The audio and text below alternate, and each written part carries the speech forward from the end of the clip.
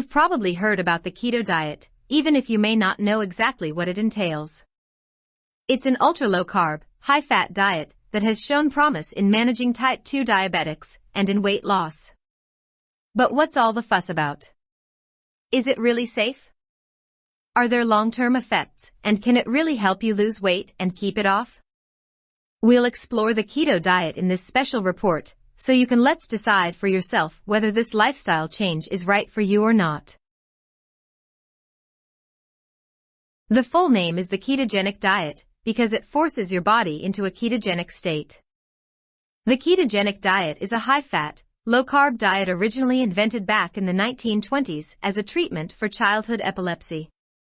If you go on a ketogenic diet, you'll be getting around 80% of your calories from fat, which the body burns as fuel when it can't get carbs.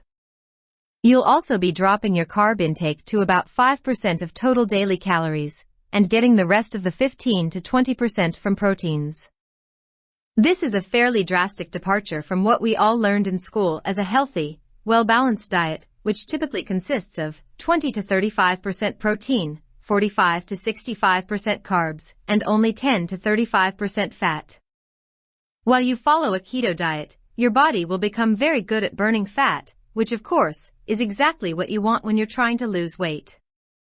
It also helps turn your own fat into ketones in your liver, which your brain can use for energy. This diet is known to drastically lower blood sugar and insulin levels, which is where the diabetic benefits come in. There are two basic types of keto diet, standard and high protein. The standard diet is the one discussed above, with around 70 to 80% fat, around 20% protein, and only 5 to 10% carbs. The high-protein keto diet, just as it sounds, tweaks the proportions to add more proteins. You drop the fat to around 60% and increase the protein percentage to 35%. Bodybuilders and athletes often need more carbs for fast energy, so sometimes they'll tweak and play with that carb percentage. Some of them will also follow what they call a cyclical keto diet, which follows the standard diet for a certain number of days, followed by a couple of higher carb days. It's often also called carb cycling.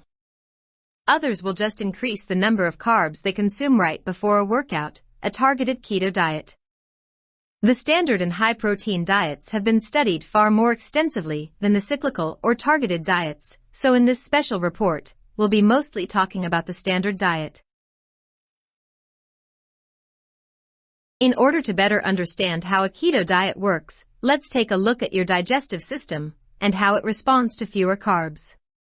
When you eat carbs, found in anything from the fruit and vegetable families, and that includes products made from grains, like pasta, breads, and crackers, your digestive system breaks them down into glucose.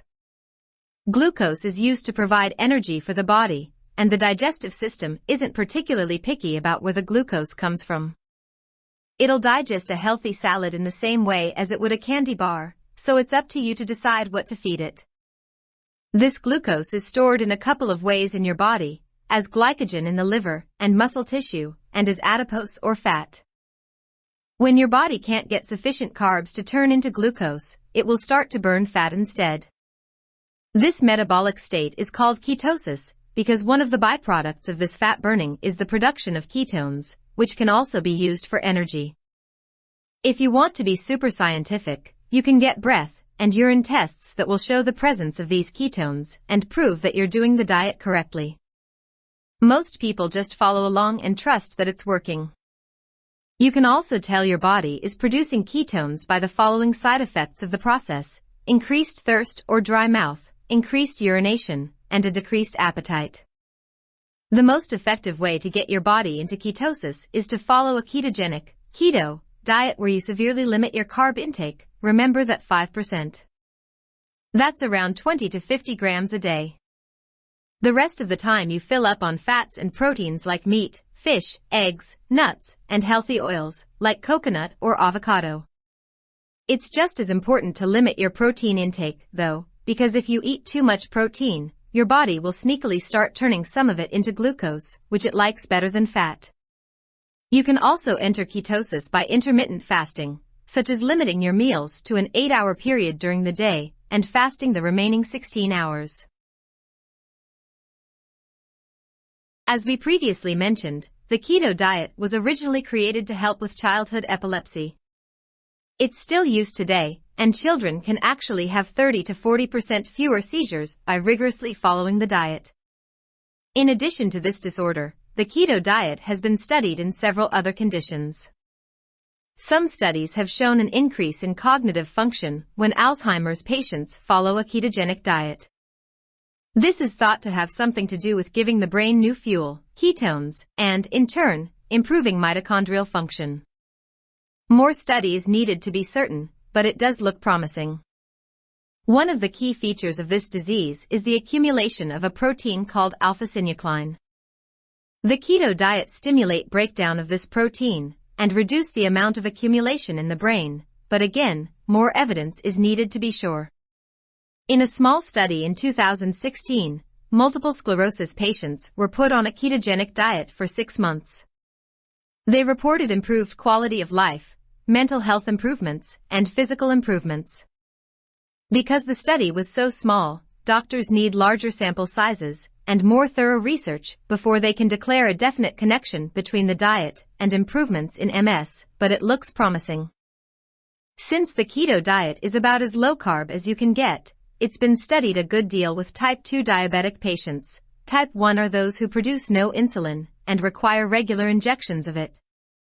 While the studies have been mostly small, they do seem to show that a super low-carb diet, like the ketogenic diet, might reduce A1C, a measure of how much glucose is in the bloodstream, and improve insulin sensitivity in the cells by as much as 75%.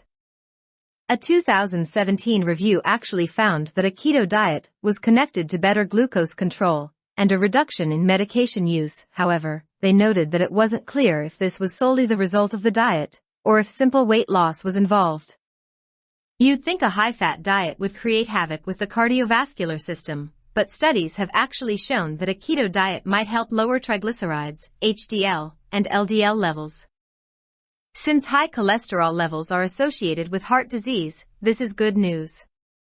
A 2017 review of Information showed that a ketogenic diet could be associated with lower cardiovascular health risks. However, there are no long-term studies, and reviewers noted that the diet may be difficult to maintain for long periods of time.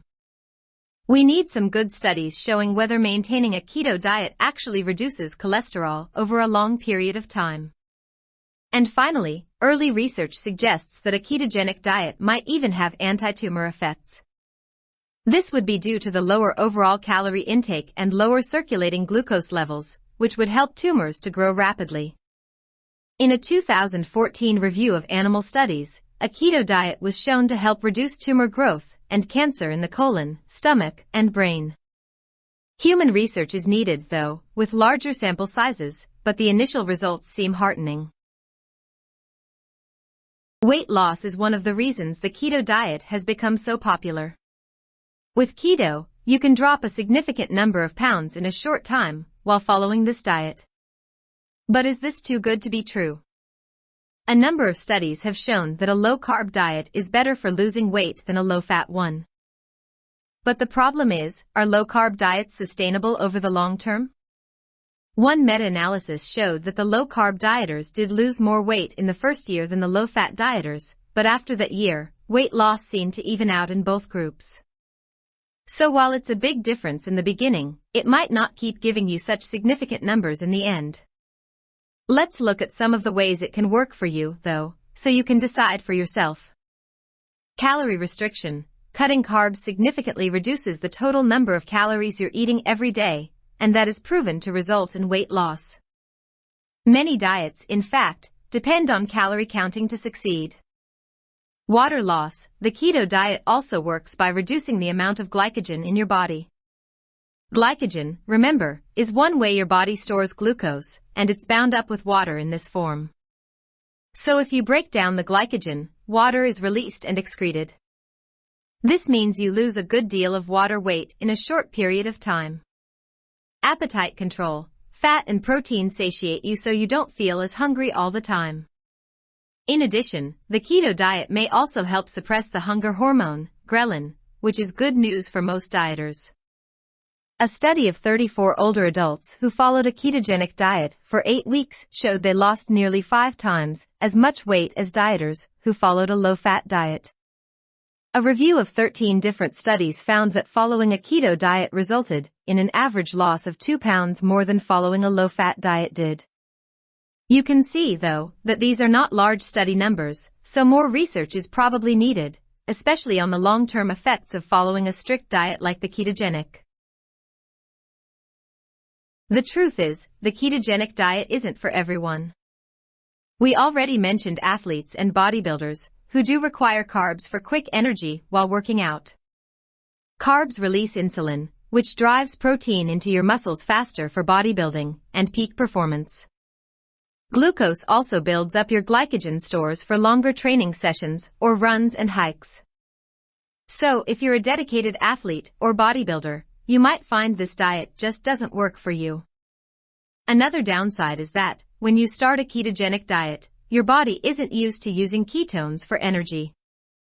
When you make that switch, you come down with a temporary condition called keto flu, where you may feel fatigue, headaches, and nausea. The ketogenic diet also affects your electrolyte balance, which might give you a feeling of brain fog on top of the other reactions. You may also notice bad breath at first, because your body is breaking down fat instead of glucose, and that results in acetone production. Your sweat and urine may also smell foul. Thankfully, all these negatives are only temporary, so you won't stink for the rest of your life. If you're not careful about your food choices when following a keto diet, you may also find constipation a problem. You're cutting out your major sources of dietary fiber, after all, like whole grains and fruit. You need to increase consumption of fiber-rich veggies, and even think about taking a fiber supplement while you're on the diet. And as with all diets, the ketogenic diet can interfere with your relationship to your food. You might find yourself obsessing over what you can and cannot eat. And remember all those social eating occasions too. No more birthday cake. No pumpkin pie on Thanksgiving. No pasta. If you're a gourmet who loves everything about food, this diet might not be the right choice for you. Foods to avoid. Anything high in carbs should be avoided, of course. But what foods, exactly, have carbohydrates? Here's a short list: sugars, cake, candy, sodas, sweetened drinks, fruit juices, smoothies, etc. Check the nutrition label if you're not certain. Grains, starches, anything made with wheat, bread, cookies, etc., pasta, rice, cereals, oats, etc. Root vegetables, potatoes, carrots, parsnips, sweet potatoes, etc. Fruit, basically, any fruit except small portions of berries, and watch trail mixes with dried fruit in them. Low-fat or diet products, low-fat mayonnaise, salad dressings, condiments, etc. Artificial sugars, sugar-free candies, puddings, sodas, sweeteners, etc. Alcohol, beer, wine, mixed drinks, etc. Some condiments, ketchup, honey mustard, barbecue sauce, teriyaki sauce, etc. Unhealthy fats, processed vegetable oils, mayonnaise, etc. Foods to include. One good trick to this diet is to eat whole, single-ingredient foods without all the sauces or dressings. Here are some specific foods you definitely can eat on a keto diet. Meats, red meat, like steak or beef roast, ham, bacon, sausage, chicken, turkey, etc. Fatty fish, salmon, tuna, trout, and mackerel. Eggs, pasture-raised, free-range, or omega-3 whole eggs. Butter and cream, grass-fed butter and heavy cream. Cheeses, unprocessed cheese like cheddar, goat, cream, blue, or mozzarella. Avocados, either whole or in freshly made guacamole.